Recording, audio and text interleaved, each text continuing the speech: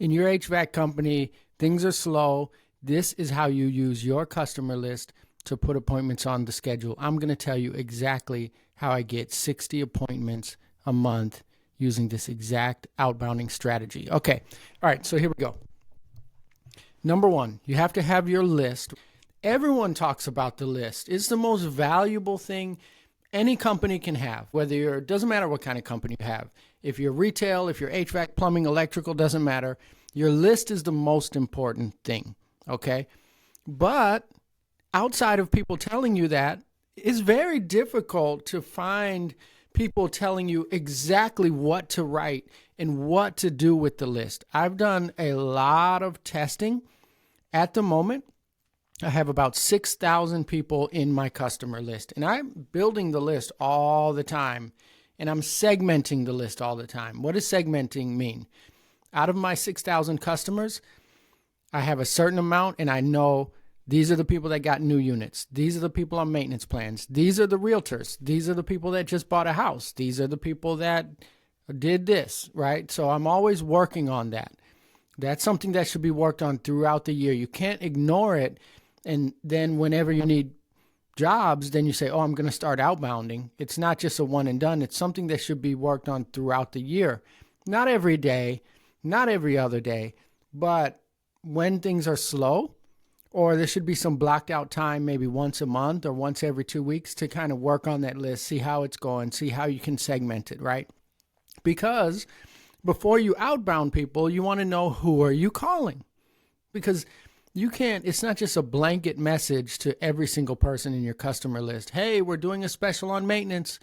Well, you don't want to send that to people who are already on a maintenance. You might want to know who to send it to. You just did a bunch of installs this year. Maybe you don't want to send that maintenance to them. You just installed someone's unit last month. You don't want to send them a text about a maintenance. So you want to have that kind of separated. But that's something you work on. If you don't have that right now, don't worry about it. It doesn't mean that you can't outbound to your customers. That's just something you need to have your mind set on. Okay, so let's say you have a list. First of all, the bigger the list, the better. But even if you only have 500 people, I'm going to tell you exactly how to outbound to those 500 people. Let's start by the things you don't do. This is what you don't do when you're outbounding to a list. Number one, you never outbound to them one time. Those days are over. So many people, I've coached so many HVAC businesses, and oftentimes I'll hear, I sent a message out, but I didn't get anything. And I'll say, okay, when are you going to send a follow-up? So you need to make sure that your mind isn't on, well, I sent it out and I didn't get anything. Because follow-ups is very important. In any sales, and it doesn't matter what business you're in, an industry you're in, when it comes to sales, follow-ups is very, very important. So if you're going to outbound to the customer, set in your mind how many times you're going to do it. For me, the magic number is 3 times. I'm going to reach out at least 3 times before I give up on that group of people, right? And by give up, it doesn't mean you never message them again, but you're not going to message them again for a while. So how do you message someone 3 times? Do you spam them? Do you just constantly bug them? No, all right? And we don't want to think that we're bugging our customers, because you're only bugging them if you're offering something that's not important or something maybe nobody needs. And you're not doing that, right? So I'll show you exactly how I do it, how I've kind of tweaked and tested this over the years to get it down to a science. And we're doing a testing, tweaking method, right? Things may change. We're always getting just 1% better. So this is what I do. 1, I'm going to send my initial text message, and I'm going to pair that with different styles of communication. Some people are texters. Some people are callers. Some people are emailers. Some people read their voicemails. So I'm going to take the same person and hit them on multiple different avenues of communication. If you've only been texting and waiting for a response, then just making this simple change will level you up a lot, okay? So what you're going to do is you write your message in a way, if you're going to text them, you want to write that message in a way that you would text someone. So you don't want to, when you email people, you write it a certain way because it's an email. It's going to their inbox. You don't want to write a text message that sounds like an email or a news article because a text message is personal. As soon as you get a text message and it seems very commercial and extremely professional, extremely clinical, you're going to get someone to respond with stop. That's a curse word in our business because if someone texts back the word stop, you cannot text them again legally. So you don't want them to get to that point. You want them to maybe say, oh, no, thank you, or not at this time. That way, you don't bother them again for another 6 months or another year. So keep in mind, if you're texting them, make it a text message. If it's an email, make it an email. If it's a voicemail, make it a voicemail. How do you do that? Okay, I'm going to tell you. When you text someone, so we're writing our first message. What we're going to do is we're going to text, and then we're going to send them a voicemail, and then we're going to send them an email, right? So we'll start with the text. People don't get text messages from companies. They want and they expect a text message from a person. So find out who in your company is sending that text message. Is it you, the owner? Is it the office manager? Is it someone that's an AI bot? Give that person a name, okay? What I do is I always send it from the owner because I'm the one writing that message. So you're going to introduce yourself. Hey, this is, let's say your name is Brian. My name is Michael, obviously. Hey, this is Michael from, and then name your company. Then you need some sort of justifiable reason why you're messaging them. Nobody wants a transactional relationship. You don't even want to be a transactional company. So if you're reaching out for something, it better be beneficial to the customer because that's just good service. That's just good business. So you're going to give them a logical justification on why you're texting them. Hey, this is Michael from such and such heating and air conditioning company. I wanted to let you know about our HVAC maintenance special. Boom. Okay. We're doing it for this price. It's normally this price. I wanted to make sure you were the first to know. Boom. That's really nice. You're messaging them. It's personal. You're giving them something they need, and you're giving them a reason to do it. Now, you want to put some sort of limited supply in there, and we've talked about this before. I talk about this in my text message marketing course. If you're a member of our business coaching community, if you're a client, you have that online course already. We talked about this. But we'll go over it before we get into the voicemail. So you have that in there. You want some sort of limited supply. And this is where it gets into the logical justification of why we're able to message them multiple times. So you're going to say, we're doing this only until Friday. Would you like me to schedule for you? So what you did was you introduced yourself as a person. You gave the reason why you're messaging them. You're making a limited supply, which is important. You don't want them to read and say, oh, okay, yeah, that's good. I'll get back to that later. Eventually, I'll do this. Limited supply. And then you want to ask that open-ended question. Can I schedule something for you? Because all you want them to do is respond. That's all you need. You don't need a sale right now. You just need a response. If you can get them to respond, then you can take them to the next step. Now you're in a conversation with them. You want a conversation, not a sale initially, okay? So you've done that. If you have some sort of software, we have it and we give it to you. Our coaching clients have the software where they have the automated texting and the automated voicemail. It comes inside the program. It's free of charge, right? So if you're not a member of our coaching program, find a software that does it. There's a lot of them that do it. Okay, so you're going to set that up so that if they respond, the campaign stops, right? And this will brings us to the next message. So you're going to do that, and you're going to put in that text, I'm also going to leave you a quick voicemail. Boom. Then you're going to record a voicemail. If you've never done a ringless voicemail before, the way it works is you record the voicemail ahead of time, and then you take that recording, upload it, and then you automatically send it to the phone numbers that you decide to send it to. So if I have 400 customers in my list, 400 customers are going to get that recording, and it's going to go automatically to their voicemail, and their phone will not even ring. And the reason you do that is not because you don't want to talk to your customers. You do, but there's no way you can call 400 people, especially if you need jobs now. So it gives you an ability to actually talk to your customers because you're recording the voicemail. It's a message for them, but it saves you time in dialing 400 numbers, or in my case, 6,000 numbers, right? So you've already texted them saying, I'm going to send you a voicemail. So they're expecting it. So the text message comes first, then they get the voicemail. Now they're referencing one another. And what's happening is they're psychologically realizing, hey, a person is actually trying to get in touch with me. It's no longer a marketing message, just, oh, okay, there's a coupon. It's, hey, this guy's actually trying to get a hold of me. And naturally, we're going to want to respond and call, right? Maybe they'll call and say, hey, not right now. Maybe they'll call and say, hey, how much is the price? Maybe they'll call and say, what's in the maintenance or what's in this? You're getting a conversation back and forth, and you know how to book jobs, right? So if you can get the conversation, you can get jobs on the schedule. Okay. So, and we'll talk about closing jobs in a minute and setting the expectation for everyone else involved in the company, right? Okay, so you've done that. You've done the voicemail. On the voicemail, you're going to say, hey, I also left you a text message. I don't know if you're a texter or a caller. You can respond to me either way. But what I'm also going to do, I'm going to shoot you an email. You might be at work. You might be busy. Maybe you get your emails. Then you're going to send them an email. Okay. So imagine you send this to 400 people.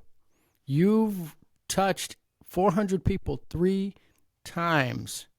Instead of what I normally see when I'm coaching businesses is they just send that text message out once because it's easy, right?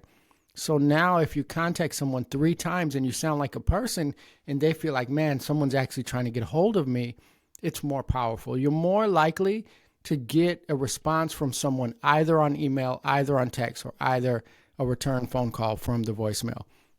They all have to reference each other. The email is going to reference, hey, I sent you a text and I sent you a voicemail. I just want to make sure you get on the schedule because we're running this special and I want to make sure our customers get it first before we put it out to the public, right? Because if you are slow, you are going to put this out to your customers first. You always want to reach your customers first before you start running ads and everything like that. It's much cheaper to serve your clients. They already know you. They love you. They've used you before. It's a lot easier to do that because that's a warm list as opposed to just spending thousands and thousands of dollars on ads. I've done it. I've done Google ads. I currently do Facebook ads. They're good in their place, but not if you're not reaching your list. If you're just doing it because it's easier, because you don't like cold calling or you don't like texting, then you're losing a lot of money and you're losing your customers a lot of opportunity to get things done. All right. So you've sent that out. Now you've hit each person 3 times, right? In one message. So you're going to do that in one day.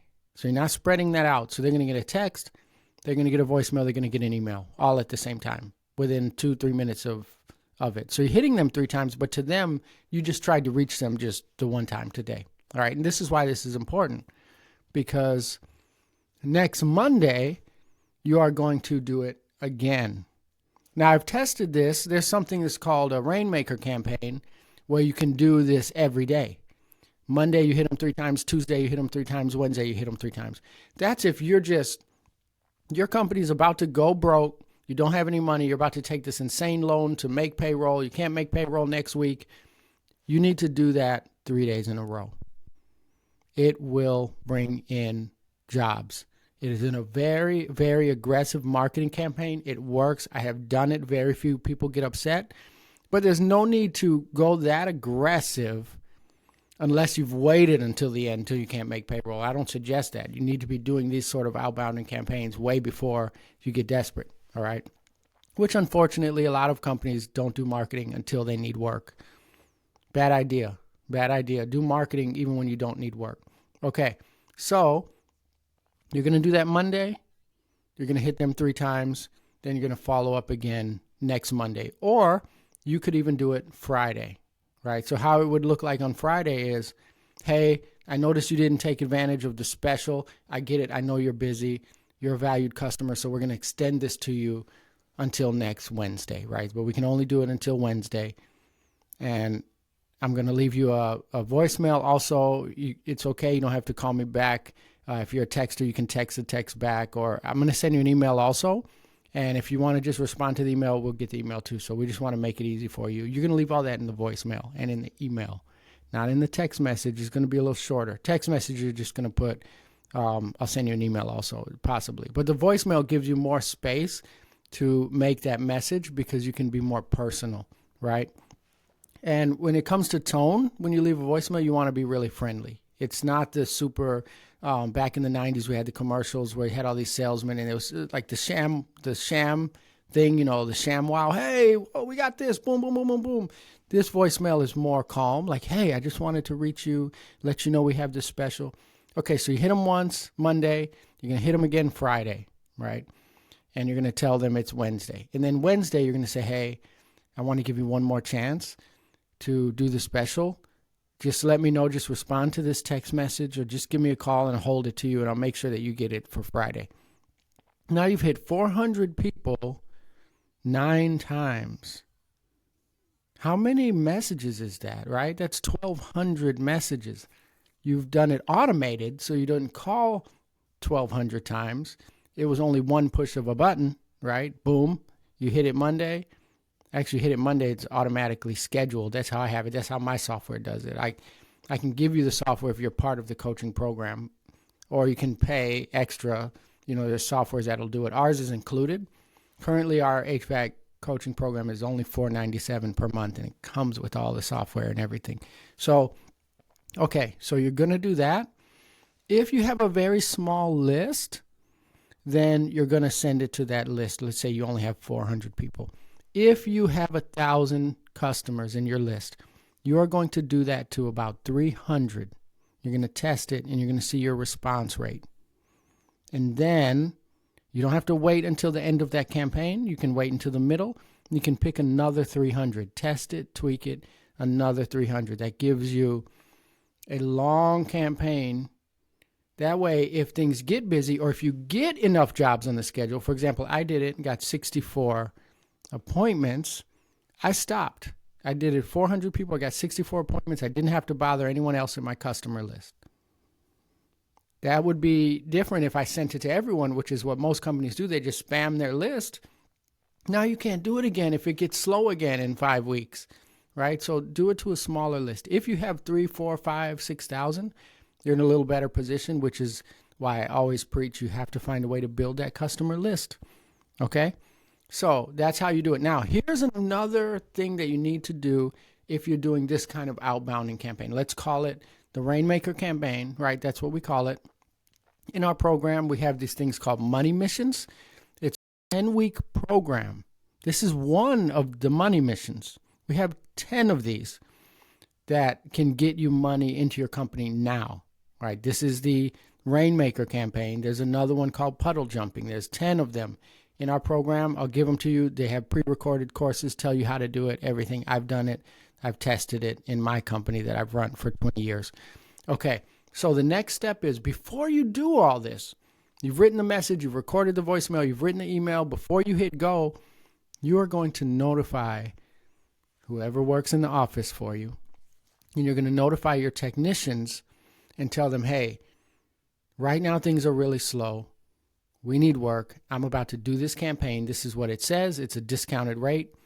This isn't busy work. This isn't just for you to come and pretty much do nothing. This is for you to do an amazing job for the customer, because we're a transformational company, not transactional. We're relational. So you're going to do an amazing job. And I want you to also serve the customer by paying attention to the needs of their home. So if you see a water leak, I need you to write it down and tell them about it. If you see a roof leak, we're not roofers, tell them about it.